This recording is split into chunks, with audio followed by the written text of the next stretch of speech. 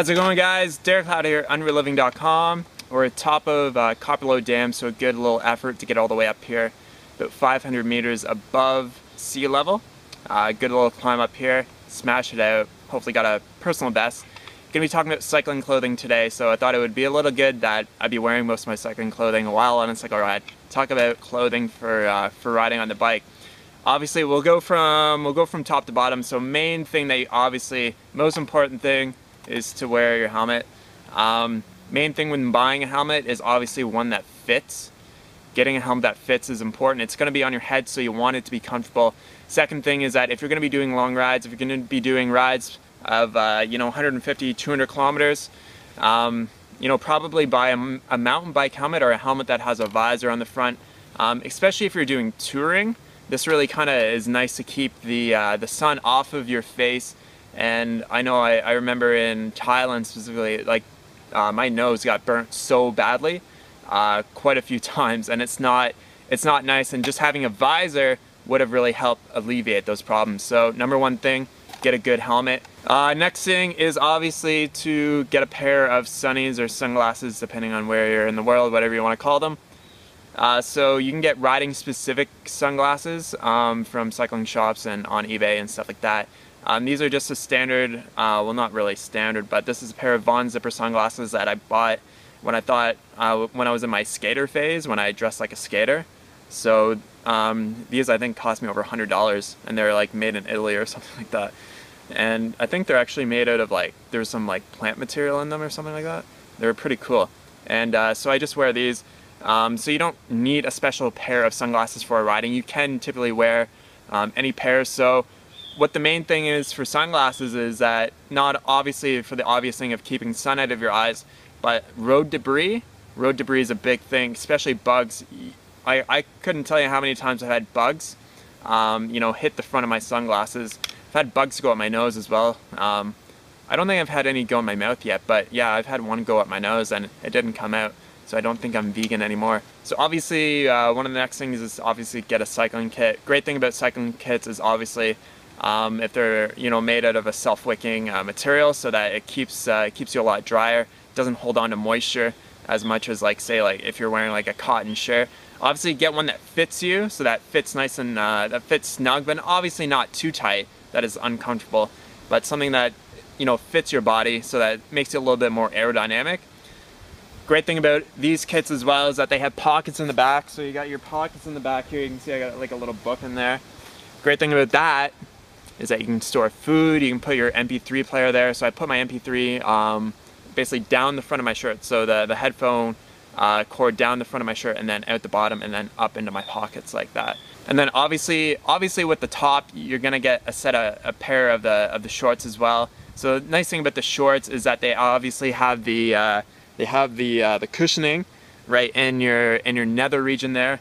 Really important for women to have cycling shorts, because with men, you can kind of get away. I have ridden really long days without cycling shorts, and you can get away with it. But especially for women, you really want to look into getting a pair, because I hear all the time about how uncomfortable it is for women in the vagina region there if they're riding without a set of cycling shorts.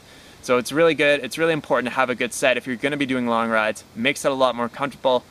Also, I got these. So these are called bib shorts, because it's kind of like a bib and it goes over your shoulders.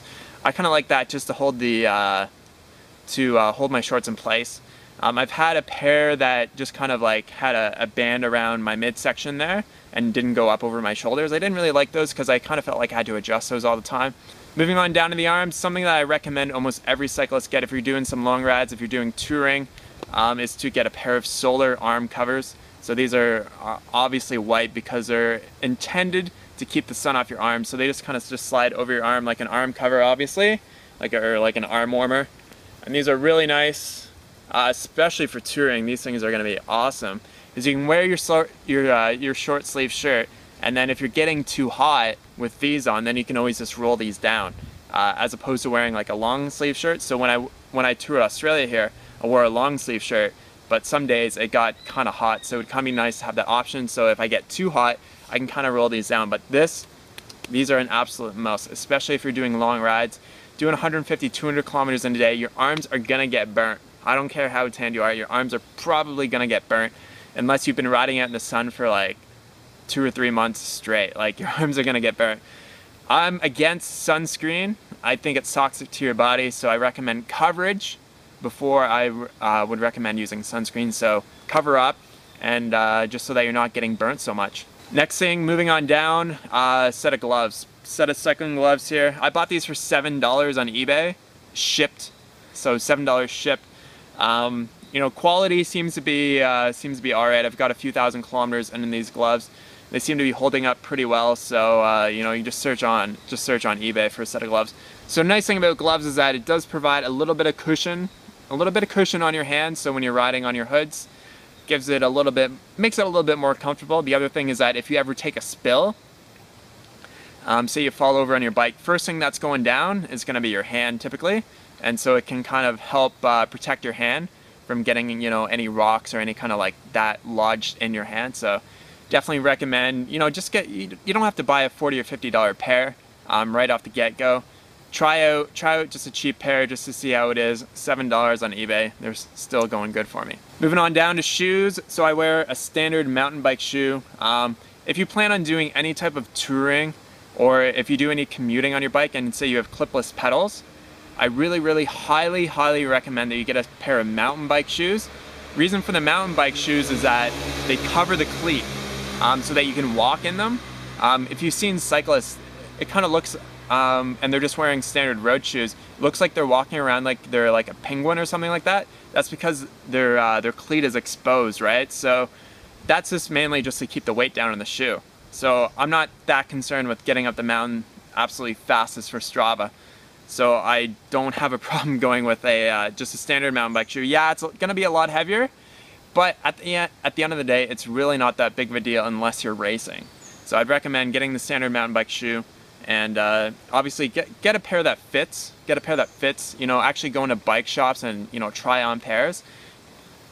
The other thing that I'd recommend is that I've got these clip-in, this kind of ratchet thing here. I don't know if I'm a big fan of these things. I kind of like to have all Velcro. Just the reason for that is that the shoe here, this buckle thing, it could snap or it could break. And if you're out, like personally for me, I'm gonna be out touring. So if I have that, you know, if that buckle breaks, I'm kind of fucked because, you know, where am I going to get it fixed in the middle of like rural Asia, right? So it'd be nice just to have 3 Velcro straps because your Velcro straps aren't really ever going to break. So that's just a personal preference there for me. So I'm going to talk about socks as well. I've really only used 2 styles of socks. So just like your standard tube sock, and the other type of sock is the Injinji, and I don't even know how to pronounce it, Injinji sock, which is typically, a lot of runners use this to prevent blisters between your toes, because you can see it's got the different little like toesies for your toes. And I really like these for cycling. The tube socks, find it just compresses my toes too much together, and on long rides I find it really kind of uncomfortable after a while. So I kind of really like these socks here. The reason for wearing socks is obviously for blisters, right? So you tend to sometimes get blisters as well. Obviously, you know, socks are good for warmth if you're riding in cold weather. So I definitely recommend you know, checking out a pair of these Injinji socks here. Awesome sock. Thanks so much for watching, guys. If you have any questions or comments about any type of cycling gear in terms of like clothing, just leave your questions and comments in the box below. Thanks for watching. Peace out.